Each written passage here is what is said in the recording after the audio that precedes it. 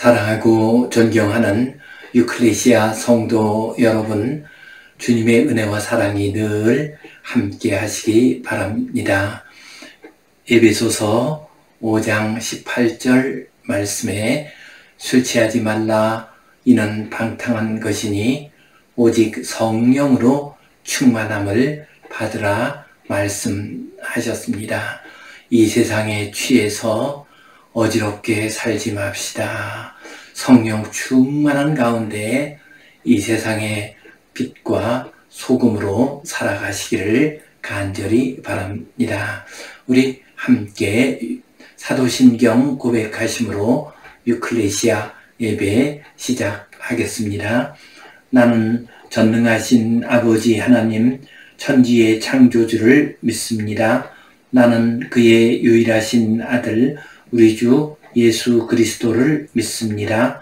그는 성령으로 잉태되어 동정녀 마리아에게서 나시고 본디오 빌라도에게 고난을 받아 십자가에 못 박혀 죽으시고 장사된 지 사흘 만에 죽은 자 가운데서 다시 살아나셨으며 하늘에 오르시어 전능하신 아버지 하나님 우편에 앉아 계시다가 거기로부터 살아있는 자와 죽은 자를 심판하러 오십니다. 나는 성령을 믿으며 거룩한 공교회와 성도의 교제와 죄를 용서받는 것과 몸의 부활과 영생을 믿습니다. 아멘. 우리 함께 찬송 94장 드리겠습니다.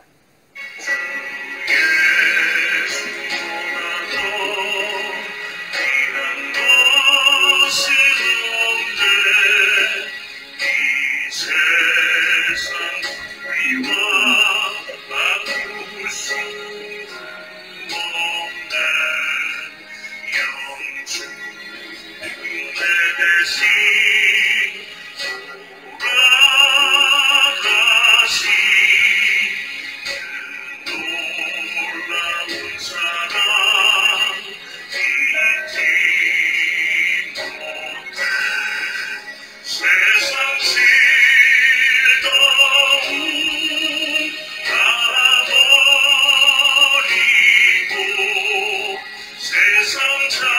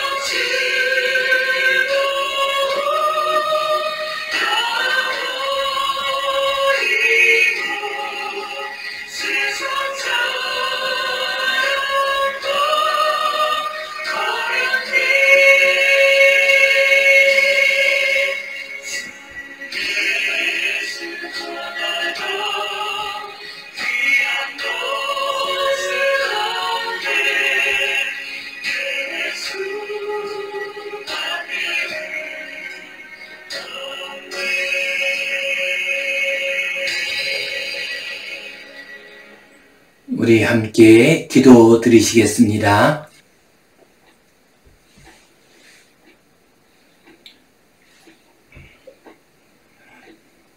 하나님 아버지 은혜에 감사합니다. 오늘도 저희에게 복된 날 허락해 주시고 주님 앞에 나와 예배하게 하시니 감사합니다. 영과 진리로 드리는 거룩한 예배, 복된 예배 되게 하여 주시옵소서. 주님의 음성을 듣게 하시고 주님의 은혜 가운데 살아가는 우리 모두가 되게 하여 주시옵소서. 주님, 감사의 달을 맞이했습니다. 지난 한 해 지금까지 살아온 삶 돌이켜보며 주님 앞에 감사하며 모든 길을 정리할 수 있는 귀한 시간 가지게 하여 주시옵소서.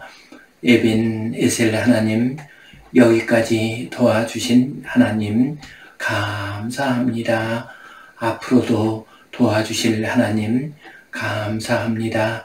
주님 은혜 바라보며 앞으로 나아가는 우리 모두가 되게 하여 주시옵소서. 우크라이나 전쟁으로 인해서 또한 북한의 파병으로 인해서 많은 사람들이 전 세계가 근심하고 있습니다. 주님, 이 일에도 주님의 손길을 허락하여 주시옵소서. 모든 일들이 잘 마무리될 수 있도록 도와주시옵소서. 죽고 죽이는 일이 없게 하여 주시옵소서. 주님께 온전히 의탁하오며 예수님 이름으로 기도하옵나이다. 아멘. 하늘에 계신 우리 아버지, 아버지의 이름을 거룩하게 하시며 아버지의 나라가 오게 하시며 아버지의 뜻이 하늘에서와 같이 땅에서도 이루어지게 하소서. 오늘 우리에게 일용할 양식을 주시고 우리가 우리에게 잘못한 사람을 용서하여 준 것 같이 우리 죄를 용서하여 주시고 우리를 시험에 빠지지 않게 하시고 악에서 구하소서. 나라와 권능과 영광이 영원히 아버지의 것입니다. 아멘. 오늘은 잠언의 실제적 교훈 가운데서 의인의 넘어짐과 흐려진 우물 이 제목 가지고 함께 말씀을 나누겠습니다. 육당 최남선 선생과 관련된 이야기입니다. 육당 선생은 이광수, 홍명희와 함께 일제시대 3대 천재 가운데 한 사람으로 손꼽힌 인물이었습니다. 그분은 1907년 18살의 나이로 출판사 신문관을 설립했습니다. 그리고 많은 계몽 도서를 출판했습니다. 또 이듬해에는 종합잡지 소년을 창간했습니다. 그리고 그 창간 후에 최초의 신체시 해에게서 소년에게를 게재했습니다. 무엇보다도 육당 선생은 3일 독립선언서의 초안을 작성했습니다. 그리고 이 일로 인해서 31개월 동안 옥살이를 하게 되었습니다. 여기까지는 참 그분의 위대한 모습이요 또한 존경할 만한 모습입니다. 그런데 옥에서 나온 이후에 조선사 편수의 편수위원이 되었습니다. 조선사 편수에는 일제가 식민사관을 우리에게 주입하기 위해서 만들어 놓은 역사 왜곡 기관이라고 할 수가 있습니다. 또한 중추원 참의를 했고 만주 건국대 교수를 했습니다. 일제 말에는 일선 융화론을 펼쳤습니다. 학도병 동원을 고치하는 연설과 글을 많이 쓰기도 했습니다. 일제의 부역하는 친일 분자가 되고 말았습니다. 그가 이렇게 친일 행위에 빠져들게 되자 위당 정인보 선생님이 육당 선생의 집 앞으로 갔습니다. 그리고 그 대문에서 제사를 지냈습니다. 곧 육당 선생, 예전에 그 뛰어난 재능을 가지고 나라를 사랑하던 그 사람은 죽었다라는 의미가 되겠죠. 그리고 탄식을 했습니다. 저가 차라리 독립선언서의 초안을 작성하지 않았다고 할 것 같으면 우리 마음이 이렇게 아프지는 않았을 텐데 라고 하면서 탄식을 했습니다. 그는 참으로 민족의 우뚝 선 지도자였습니다. 그런데 그가 넘어지게 되자 온 백성들이 상처를 받았습니다. 많은 사람들이 탄식하며 눈물을 흘렸습니다. 그렇습니다. 의인이 존경받던 지도자가 넘어지게 되면, 잘못된 길로 가게 되면 많은 사람의 마음을 아프게 합니다. 상실감을 줍니다. 또한 많은 사람들을 실족시키게 됩니다. 그러므로 지도자가 될수록, 어른이 될수록, 또한 지금까지의 삶을 의인으로 아름답고 귀하게 살아온 사람일수록 넘어지지 않도록 더욱더 조심해야 합니다. 오늘 의인의 넘어짐과 흐려진 우물, 이 제목 가지고 함께 말씀을 나누겠습니다.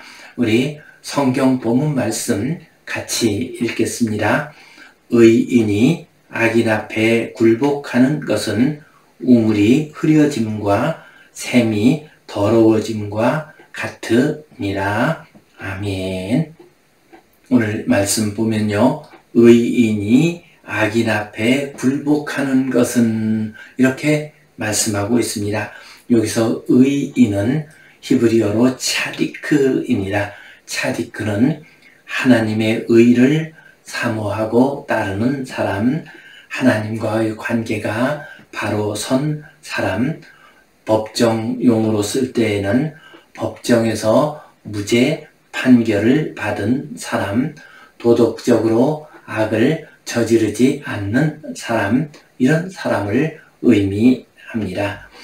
이런 사람이 악인 앞에 굴복하면, 여기에서 악인이라고 하는 말은 히브리어 원어로 라사입니다. 이 라사는 하나님의 율법에서 벗어난 자, 법정에서 유죄 판결을 받은 자, 또한 도덕적으로 악한 자, 이런 의미를 가지고 있습니다. 곧 의인이 악인 앞에서 굴복하면, 굴복하다라고 하는 말은 히브리어 원어로 모트입니다. 이 말은 미끄러지다, 흔들리다, 떨어지다, 이런 의미를 가지고 있습니다. 어떤 악인들의 강압에 의해서 또는 악인들의 유혹에 넘어가서 넘어지는 것을 의미합니다. 혹은 자기 자신이 가진 인간적인 약점과 실수로 인해서 넘어지는 것을 의미할 수도 있습니다. 의인이 악인 앞에서 굴복한다라고 하는 말은 의인이 악인의 꾀에 넘어가서 악인의 강압에 굴복해서 또한 자기 자신의 잘못으로 인해서 도덕적으로 실패하고 무너지는 것을 의미합니다.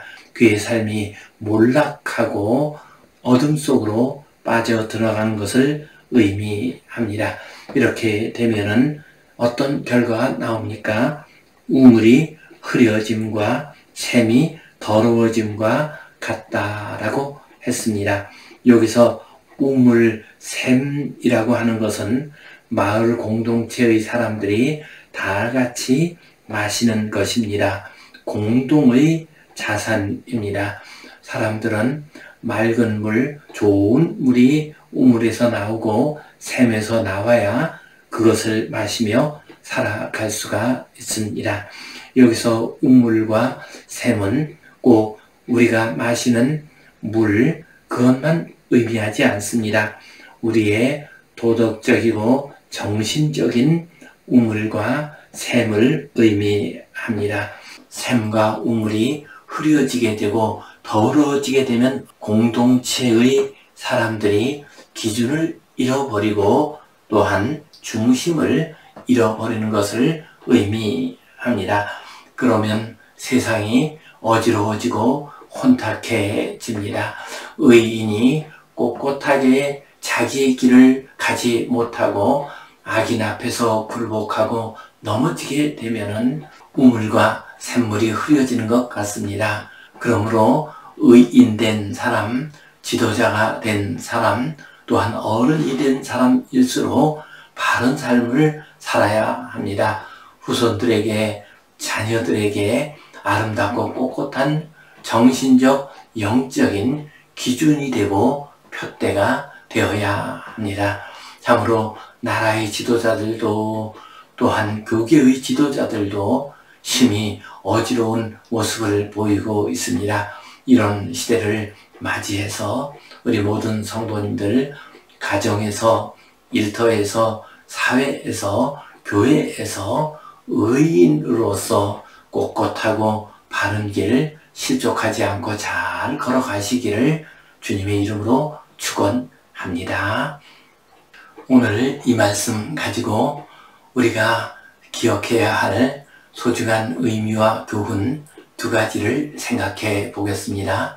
첫 번째로 성도는 이 세상의 의인임을 기억하며 살아야 하겠습니다. 성도는 어떤 사람입니까? 하나님의 율법을 지키는 사람입니다. 하나님의 의를 이루는 사람이요 또한 죄를 멀리하는 사람입니다. 이러한 성도는 교회 안에서뿐만 아니라 이 세상에서도 의인이 됩니다. 곧 이 세상 사람들의 기준과 표대가 됩니다. 우리는 그들의 길잡이가 되는 법입니다. 그러므로 우리는 늘 의인으로서 살아야 합니다. 의인으로서 산다는 것이 어떤 의미를 가집니까? 우리는 이익이 되어도 의롭지 않으면 하지 말아야 합니다. 요즘은 참 이익을 따라서 살아가는 세상입니다. 우리 성도들 역시도 이익을 따라서 살아갈 수밖에 없겠죠. 그러나 그 이익이 불의한 것이면, 악한 것이면 설사 이익이 된다 할지라도 그러한 행동을 해서는 안 됩니다. 그 길을 걸어가서는 안 됩니다. 논어의 헌문편에 보면은 이런 말씀이 나옵니다. 공자님의 제자 자로가 공자님에게 질문을 했습니다. 성인, 곧 완성된 사람, 군자를 의미하지요. 이 성인은 어떤 사람입니까? 완성된 사람이란 어떤 사람입니까? 하고 물어보았습니다. 그러자 공자님께서 대답하시기를 견리사의 견위수명하면 완성된 사람이 된다라고 했습니다. 견리사의 볼견, 이로울 리, 생각사, 의로울 의, 그러니까 이로운 것을 보면은 의를 생각하라.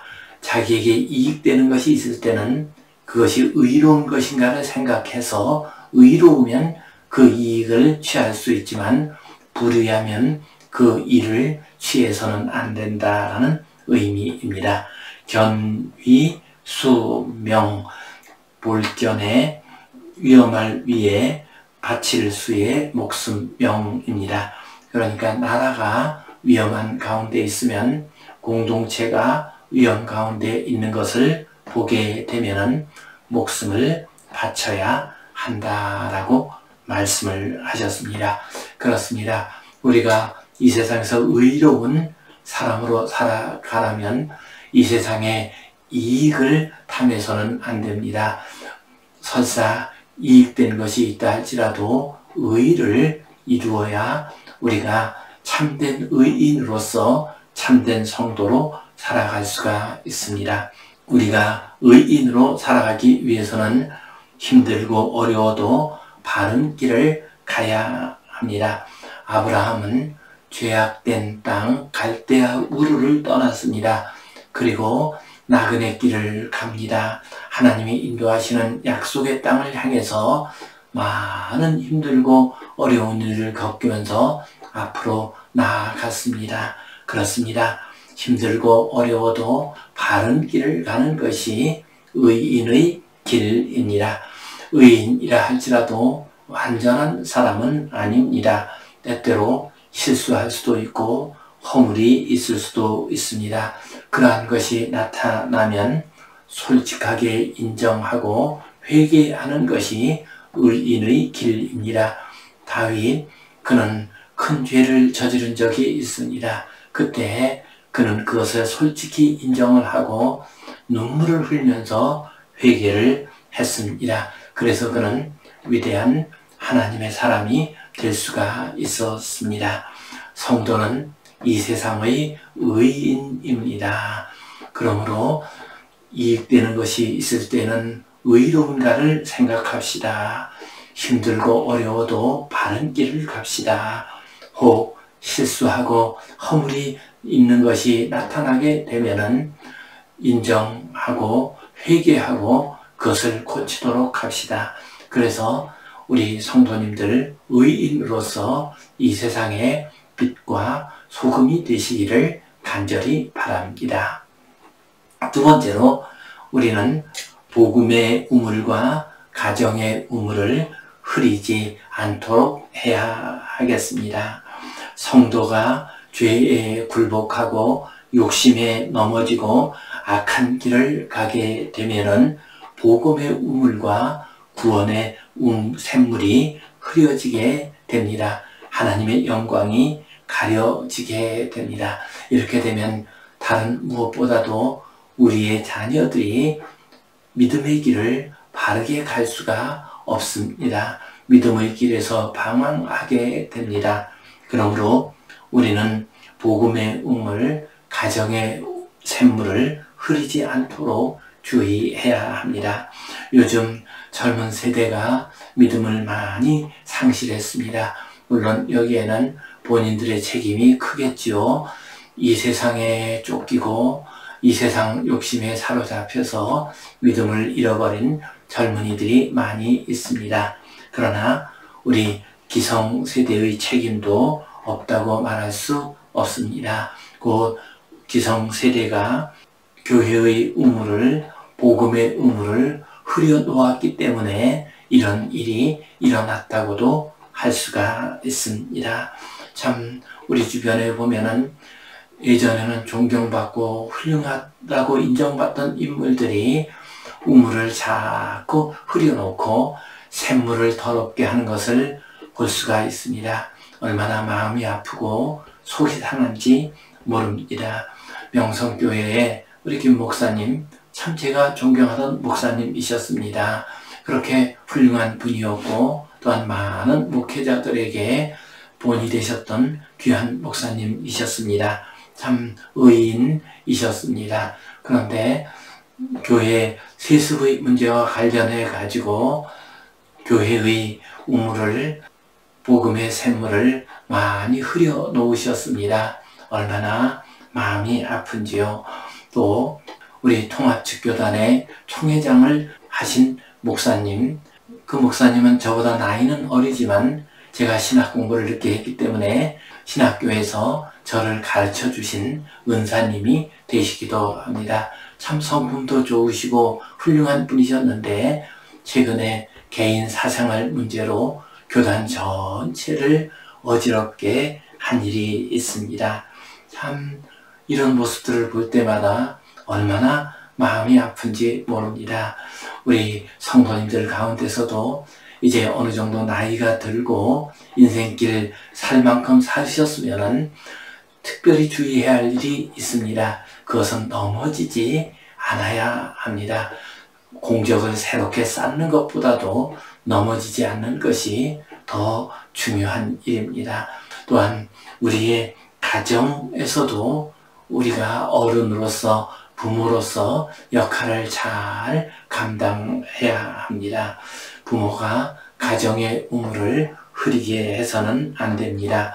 자식 앞에서 초라한 모습, 악한 모습을 보여주어서는 안 됩니다. 최근에 넷플릭스에 소개된 정신병동에도 아침이 와요 라고 하는 드라마를 재미있게 또 유익하게 본 기억이 납니다. 그 가운데서 제 마음에 아프게 다가오는 장면이 하나 있었습니다.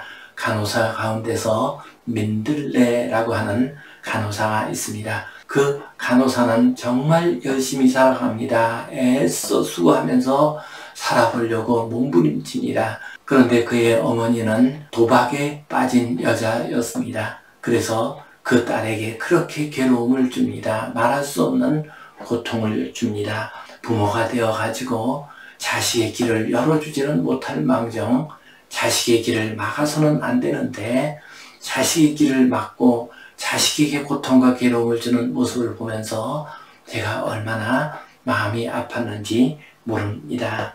민들레의 엄마와 같은 사람이 되어서는 안 되겠습니다.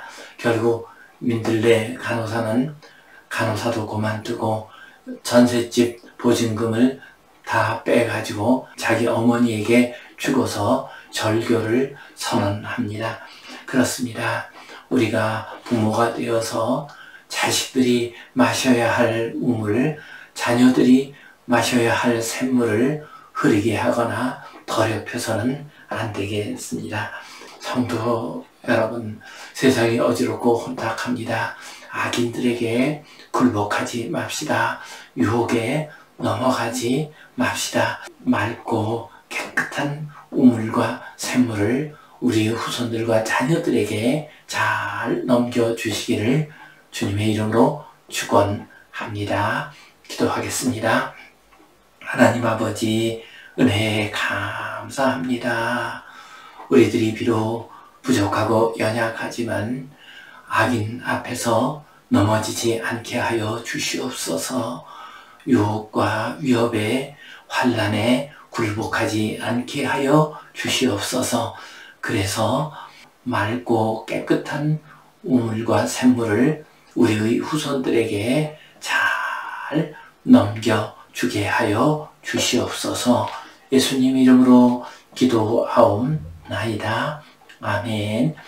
이제는 우리 주 예수 그리스도의 은혜와 하나님 아버지의 크신 사랑과 성령님의 감동, 감화하심, 교통하심, 위로하심, 회복하심의 역사가 맑고 깨끗한 우물과 샘물을 온 세상과 후손들에게 전해주기를 소원하는 모든 주의 백성들 위해 이 땅의 모든 교회들을 위해 이제로부터 영원토록 함께 하시옵기를 간절히 축원하옵나이다. 아멘.